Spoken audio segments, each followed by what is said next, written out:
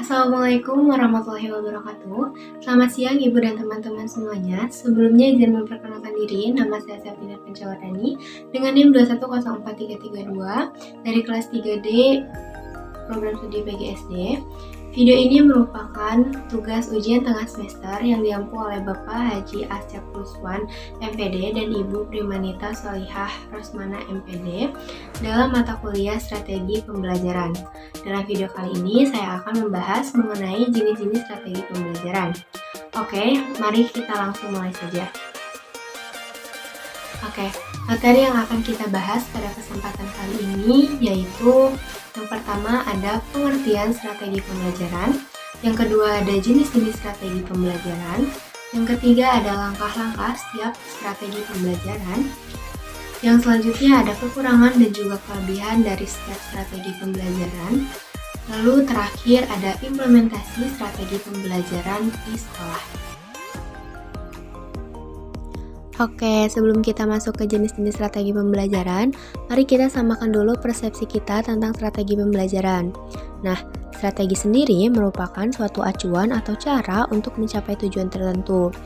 Nah, dalam pembelajaran berarti strategi merupakan suatu cara yang digunakan untuk mencapai tujuan dalam bidang pendidikan.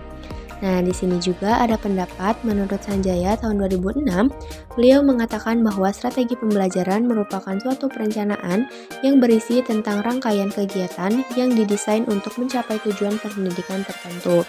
Nah, jadi strategi pembelajaran di sini merupakan memang suatu perencanaan yang berisi tentang rangkaian kegiatan yang memang didesain untuk mencapai tujuan pendidikan.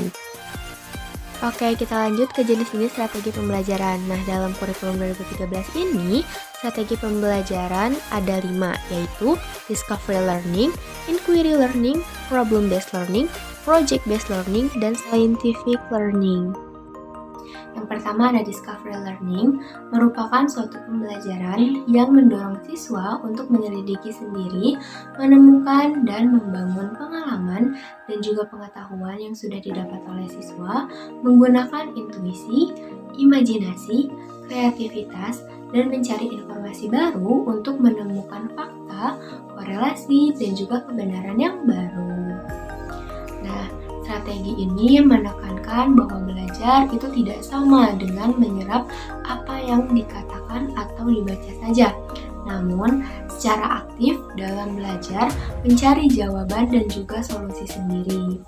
Nah, metode ini mendorong siswa untuk menemukan pengalaman, yang kedua untuk menjadi terlibat secara aktif dalam pembelajaran, lalu mengalami proses belajar dengan mandiri atau aktif karena pembelajarannya berpusat pada penemuan mereka, lalu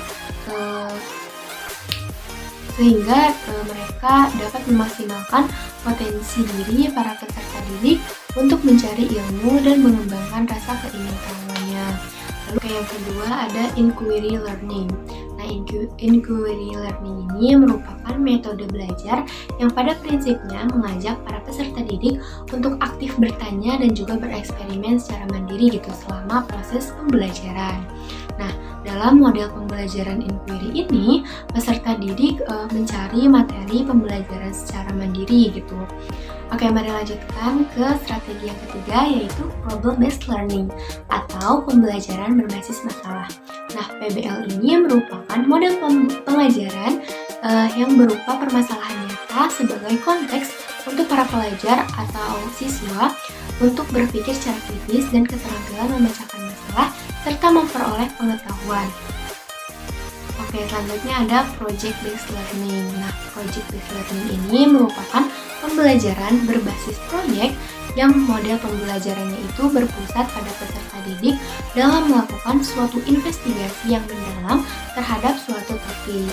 Nah, secara konstruktif, peserta didik melakukan eksplorasi atau pendalaman pembelajaran dengan melakukan pendekatan berbasis riset terhadap permasalahan dengan pertanyaan yang berbobot, nyata, dan juga relevan. Oke, Oke, kita masuk ke strategi terakhir yaitu pendekatan saintifik.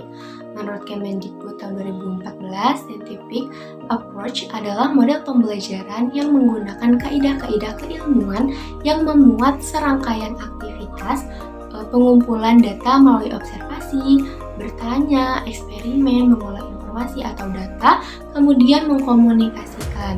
Jadi dalam proses pembelajaran pendekatan saintifik ini, para peserta didik diarahkan agar mampu merumuskan masalah, bukan hanya menyelesaikan masalah dengan menjawab saja gitu. Proses pembelajaran ini diharapkan untuk melatih berpikir analitis gitu, bukan berpikir mekanistis. Oke, next, setelah tadi kita membahas tentang pengertian dan juga macam-macam strategi pembelajaran, sekarang kita mau membahas tentang langkah-langkah, kekurangan dan kelebihan dari setiap strategi pembelajaran yang tadi sudah dijelaskan. Apa aja? Mari kita lanjut. Oke, yang pertama ada langkah-langkah dalam strategi discovery learning. Nah, dalam discovery learning ini ada 6 tahapan, yaitu yang pertama ada stimulation. Nah, stimulation ini merupakan pemberian rangsangan dari guru berupa pemahaman-pemahaman tentang kajian yang akan kita telusuri. Lalu yang kedua ada problem statement atau identifikasi masalah. Nah, setelah kita tahu masalahnya, lalu kita bisa mengidentifikasi masalah tersebut. Yang ketiga ada data collection atau pengumpulan data. Setelah kita mengidentifikasi masalah, lalu kita mengumpulkan data-data yang mendukung untuk masalah tersebut gitu. Lalu yang keempat ada data processing atau pengolahan data. Setelah data dikumpulkan, lalu kita mengolah data-data yang memang mendukung baik itu kekurangan maupun kelebihan dari masalah yang kita kaji. Lalu yang kelima ada pembuktian gitu. Apakah dalam hal yang kita kaji itu benar atau tidak, atau relevan atau tidak dalam kehidupan sehari-hari. Lalu yang terakhir ada menarik kesimpulan. Jadi setelah tadi ada identifikasi masalah, pengumpulan data, pengolahan data, lalu pembuktian, maka kita bisa menarik garis besar kesimpulan yang telah kita kaji gitu dari masalah tersebut. Seperti itu. Oke, lanjut yang kedua ada langkah-langkah dalam strategi inquiry learning. Nah, inquiry learning ini ada 6 tahapan juga. Yang pertama ada orientasi masalah. Tentu ini dilakukan oleh guru gitu ya, berupa stimulus pemahaman-pemahaman. Lalu kedua ada merumuskan pertanyaan. Jadi, setelah kita diberi stimulus oleh guru, kita merumuskan nih pertanyaan apa yang ingin diajukan untuk mendalami isu tersebut. Lalu yang ketiga ada mengajukan hipotesis. Nah, hipotesis sendiri merupakan jawaban sementara gitu. Lalu yang keempat mengumpulkan informasi. Jadi setelah tadi mengajukan hipotesis, jawaban sementara, lalu kita kumpulkan informasi-informasi yang memang relevan gitu, yang menjadi acuan dan menjadi tolak ukur dari permasalahan yang akan kita kaji. Lalu yang kelima kita menguji hipotesis. Nah, dalam pengujian hipotesis ini kita bisa melihat apakah hipotesis yang kita ajukan tadi bisa benar-benar relevan atau tidak gitu dengan yang informasi yang sudah kita kumpulkan tadi. Lalu yang terakhir ada menyimpulkan. Nah, setelah kita menguji hipotesis, lalu mengumpulkan informasi-informasi, maka kita dapat menyimpulkan nih bagaimana hasil dari kajian yang telah kita dapatkan, seperti itu. Next, yang ketiga ada langkah-langkah dalam strategi problem-based learning. Nah, dalam problem-based learning ini ada 5 tahapan. Yang pertama itu mengorientasi peserta didik terhadap masalah. Nah, ini juga dilakukan oleh guru. Jadi guru memberikan stimulus gitu ya, pengertian kepada anak-anak. Lalu tahap kedua mengorganisir peserta didik untuk belajar. Nah, jadi guru di sini boleh mengorganisir bahwa ini proyeknya boleh secara kelompok ataupun individu gitu. Lalu pada tahap ketiga guru membimbing penyelidikan individual maupun kelompok. Nah, jadi setelah dibagi kelompok ataupun individu gitu, jadi guru bertugas untuk membimbing gitu berjalannya problem based learning ini. Lalu yang keempat, mengembangkan dan menyajikan hasil karya. Nah, setelah menemukan isunya, lalu murid mengembangkan dan menyajikan hasil karyanya di depan kelas. Lalu tahap yang kelima, menganalisis dan mengevaluasi proses pemecahan masalah. Nah, di sini guru menganalisis gitu, apakah dalam pendapat siswa itu terdapat kesalahan ataupun kurang tepat, maka guru dapat mengevaluasi gitu dan memberikan saran dan juga masukan-masukan terhadap para siswanya seperti itu. Oke, yang keempat ada langkah-langkah dalam strategi project based learning. Nah, dalam project based learning ini ada 6 tahapan. Yang pertama itu penentuan proyek. Nah, jadi kita harus menentukan dulu nih proyek apa yang akan kita keluarkan gitu menjadi luaran. Nah, yang kedua ada perancangan penyelesaian proyek. Nah, di sini kita merancang gitu bagaimana atau jadwal dari penyelesaian proyek tersebut.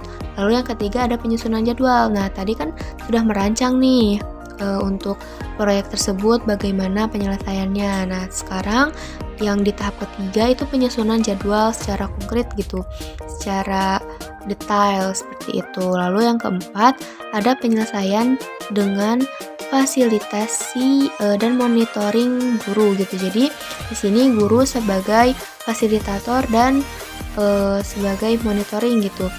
Jadi peran guru di sini hanya sebagai fasilitator gitu, hanya membersamai. Lalu yang kelima, menyusun laporan dan presentasi.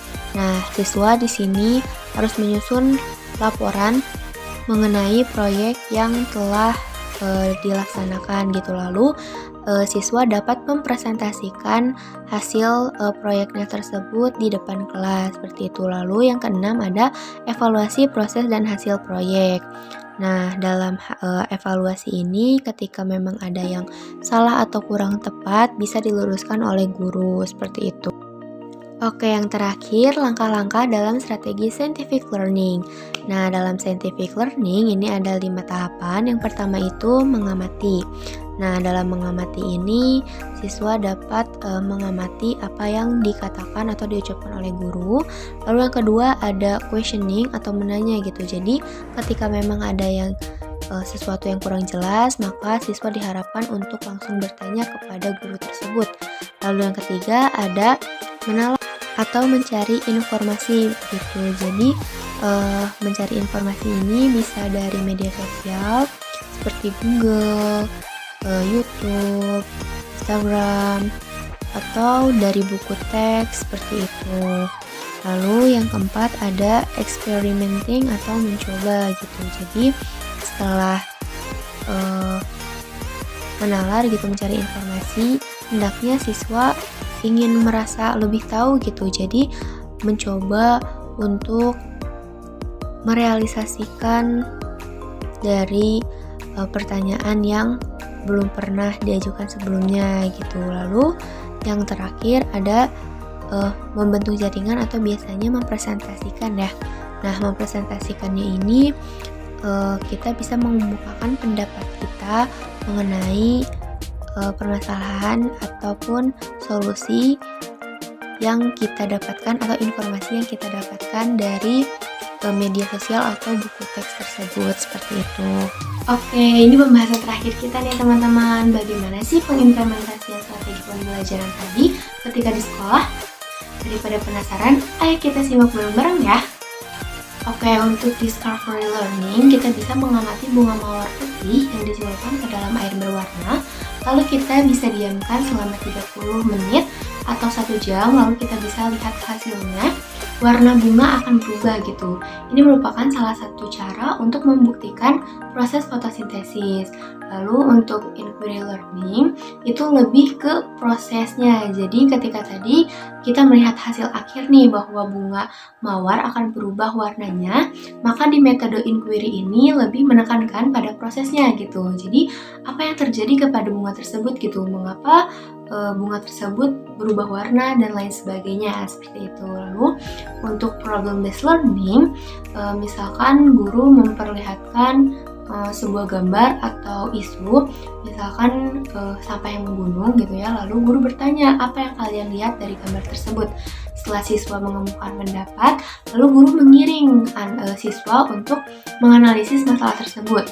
Setelah siswa menunjukkan hasil analisisnya, lalu guru dapat membantu untuk mengevaluasi dari solusi yang diberikan oleh siswa, seperti itu. Lalu jika tadi di problem based learning kita belajar untuk mengkritisi suatu masalah gitu, maka di project based learning kita diharapkan untuk memberikan solusi yang konkret dan juga ada gitu bukti atau proyeknya, seperti itu. Dan yang terakhir gitu ada scientific learning. Nah, contoh dari scientific learning ini kita bisa membuat seperti baling-baling dari kertas gitu ya. Lalu guru akan menyuruh siswa untuk mengamati gitu bagaimana bentuk baling-baling misalkan, terus kenapa dia bisa berputar. Setelah itu guru bertanya pada siswanya, kenapa ya baling-baling ini bisa berputar. Setelah dijawab oleh siswa gitu, lalu guru menggiring gitu siswa tersebut untuk mencoba apakah benar faktornya seperti yang dikatakan oleh mereka. Lalu kita bisa mempresentasikannya di depan kelas, seperti itu. Nah, itu merupakan pengimplementasian dari strategi-strategi pembelajaran yang tadi kita bahas. Nah, mungkin hanya itu yang bisa saya sampaikan. Mohon maaf apabila ada kesalahan. Terima kasih atas perhatiannya. Wabillahi taufiq wal hidayah. Wassalamualaikum warahmatullahi wabarakatuh.